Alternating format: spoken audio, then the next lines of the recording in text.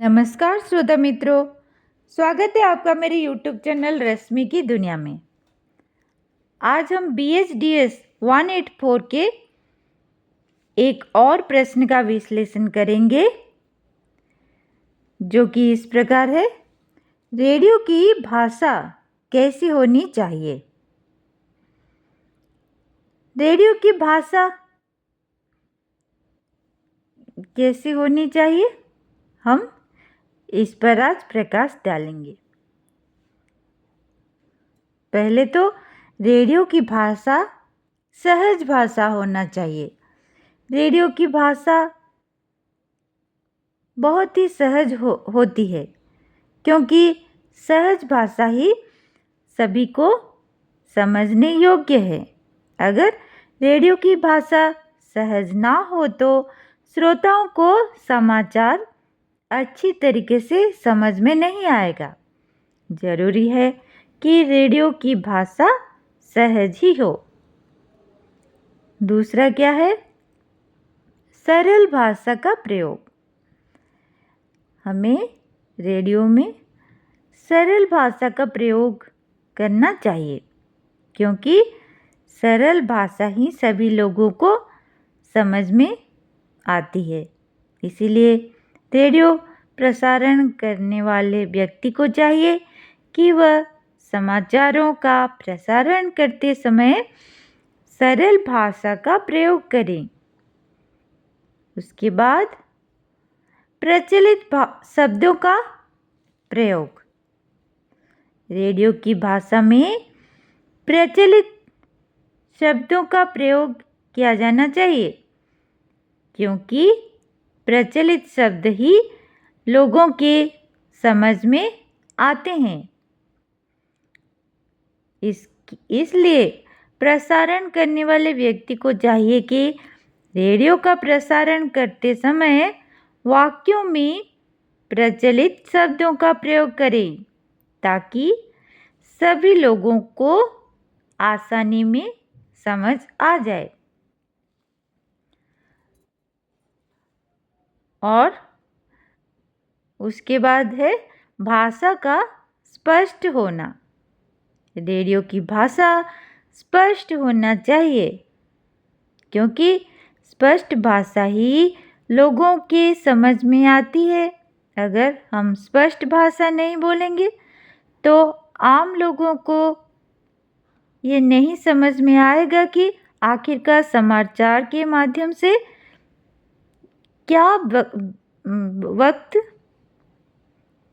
वक्ता क्या बताना चाहता है। वाक्य को सीधे रूप में प्रयोग करना। किसी भी रेडियो प्रसारण में यह बेहद जरूरी होता है कि जो व्यक्ति समाचार का प्रसारण करता है, उसे वाक्य को सीधे रूप में बोल देना चाहिए, क्योंकि घुमावदार वाक्य लोगों को समझ में नहीं आता। वाक्य को घुमा फिरा के बोलने से लोगों को बिल्कुल समझ में नहीं आएगा। वाक्य सीधे रूप में वाक्य का प्रसारण रेडियो में सीधे रूप में होना बेहद जरूरी है।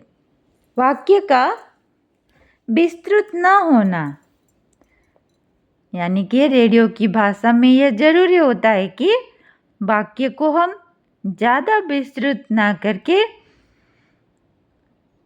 बल्कि छोटे वाक्य में हम श्रद्धा से अपनी बात छोटे वाक्य में कह दें और उनको भली भांति हमारी बात में समझ में आ जाएगी। तो ये थी रेडियो की भाषा के बारे में थोड़ी बहुत जानकारी। आगे हम और एक प्रश्न की विश्लेषण करेंगे, जो कि इस प्रकार है। जनसंचार के माध्यम के रूप में रेडियो की भूमिका का वर्णन करें। जनसंचार के माध्यम के रूप में रेडियो की भूमिका क्या है, पहला है जनसंचार के माध्यम में रेडियो की भूमिका क्या है, जो इसका उत्तर है शिक्षा के क्षेत्र में। पहले हम जानते हैं शिक्षा के क्षेत्र में रेडियो की भूमिका। शिक्षा के क्षेत्र में रेडियो की भूमिका क्या है? रेडियो के माध्यम से ही विभिन्न प्रकार के समाचार सुनाया जाता है, जिसे देश के कोने कोने में बैठा व्यक्ति सभी देशों की खबरों को आसानी से सुन सकता है, जो शिक्षा के क्षेत्र में अहम भूमिका अदा करता है। इस तरह हम कह सकते हैं कि शिक्षा में रेडियो की भूमिका अग्रणी है। उसके बाद क्या आता है? मनोरंजन। मनोरंजन का प्रमुख साधन। मनोरंजन का प्रमुख साधन क्या है? रेडियो मनोरंजन का एक प्रमुख माध्यम हो सकता है। जनसंचार के माध्यम के रूप में रेडियो शिक्षा के साथ साथ मनोरंजन का भी प्रमुख साधन है, क्योंकि रेडियो के माध्यम से गीत सुनाए जाते हैं, जिसके फलस्वरूप देश के कोने कोने में बैठा व्यक्ति उस गीत को सुनकर अपना मनोरंजन का आनंद उठाते हैं। इसके अलावा चुटकुले और शायरी भी सुनाए जाते हैं, जो मनोरंजन का साधन है। उसके बाद रेडियो की और क्या क्या महत्वपूर्ण भूमिका है जानते हैं। सूचनाओं को लोगों तक पहुंचाने में रेडियो बहुत मददगार है। जैसे कि विदेश में घटित सभी घटनाओं को और सूचनाओं का प्रसारण रेडियो में होता है, जिसके फलस्वरूप देश के कोने कोने में बैठे व्यक्ति को देश विदेश में घटित घटनाओं के बारे में जानकारी मिलती है। इसके अतिरिक्त खेल समाचार, व्यापार, अर्थशास्त्र आदि से संबंधित जानकारियाँ भी हमें रेडियो से ही प्राप्त होती है। रेडियो से हमारे अंदर जागरूकता पैदा होने में मदद मिलता है।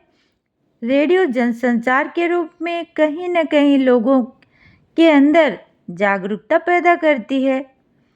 यह जागरूकता रेडियो के द्वारा होने वाले समाचारों का प्रसारण के माध्यम से होता है। रेडियो में जो समाचार प्रसारित होते हैं, इससे लोग जागरूक होते हैं। जनसंचार के रूप में रेडियो शिक्षा, मनोरंजन और जागरूकता के पैदा करने के अलावा विज्ञान के क्षेत्र में भी काफ़ी ज़्यादा भूमिका निभाता है। यह हमारे रेडियो लेखन की एक महत्वपूर्ण प्रश्न के बारे में थोड़ी बहुत जानकारी आपको प्राप्त हुई होगी।